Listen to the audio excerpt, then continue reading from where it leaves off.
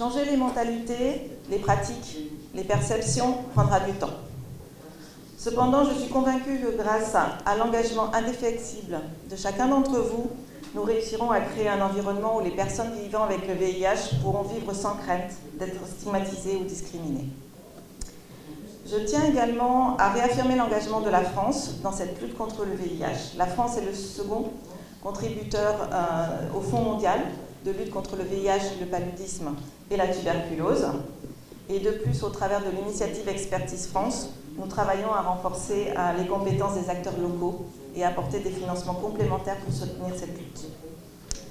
Je voudrais ainsi conclure en saluant l'engagement de chacun d'entre vous, ici au Bénin, pour faire de la lutte contre le VIH une réussite exemplaire. Donc, Expertise France, au nom du gouvernement français, a décidé de joindre ses forces à l'ONU-SIDA afin de combattre dans 6 pays d'Afrique de l'Ouest et centrale les discriminations et la stigmatisation qui frappent les personnes vivant avec le VIH. Aujourd'hui, on a fait de grands progrès en matière de thérapeutique. On a des traitements qui sont efficaces, qui permettent de mener une vie normale, mais la discrimination, une stigmatisation frappe toujours les personnes vivant avec le VIH et ça réduit leurs chances d'accéder aux soins, d'accéder aux traitements, de mener une vie sociale, une vie comme tout le monde. Ce projet a pour objectif donc de réduire la stigmatisation, les discriminations qui frappent les personnes vivant avec le VIH. Et pour ça, en collaboration avec de nombreuses organisations de la société civile, on va essayer de mettre en place des actions très concrètes pour réduire les discriminations là où elles sont les plus fréquentes, par exemple à l'école, dans le monde du travail, mais aussi dans les services de santé. Et tout ça, ça doit s'accompagner aussi d'une réforme législative. La lutte contre le VIH-Sida a franchi d'importants jalons ces dernières décennies, tant au niveau de la prévention, de la prise en charge, que de la sensibilisation. En matière d'indicateurs, le Bénin s'approche progressivement des cibles de la cascade des 3x95. Cependant, des défis demeurent et parmi eux, on peut citer la stigmatisation et la discrimination qui constituent des obstacles majeurs à l'accès aux soins, au traitement et également à une vie digne pour les personnes vivant avec le VIH. Cette situation affecte les différents aspects de la vie sociale, économique et professionnelle et freine nos efforts communs pour endiguer cette maladie. À l'instar des autres pays, le Bénin s'est engagé à éliminer le VIH en tant que menace de santé publique d'ici 2030. Et pour atteindre cet objectif, fixé par l'ONU-SIDA, le Bénin s'est doté d'un plan stratégique national intégré pour l'élimination du VIH-Sida, de la tuberculose, du paludisme, des hépatites virales et des infections sexuellement transmissibles qui couvre la période 2024-2030.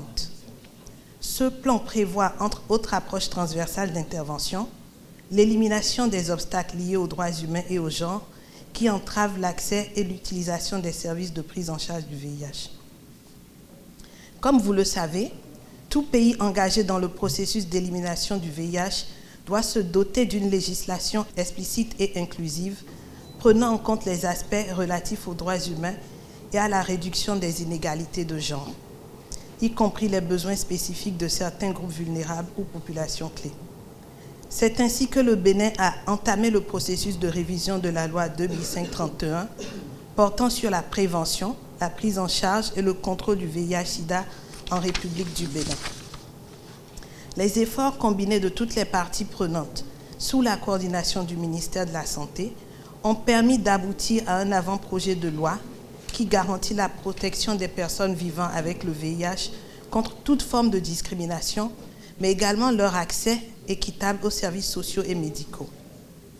Mesdames et messieurs, je voudrais saisir cette occasion pour réitérer notre profonde gratitude à l'ONU-SIDA et à Expertise France pour leur appui stratégique et substantiel, ainsi qu'à tous les autres partenaires techniques et financiers qui nous accompagnent au quotidien.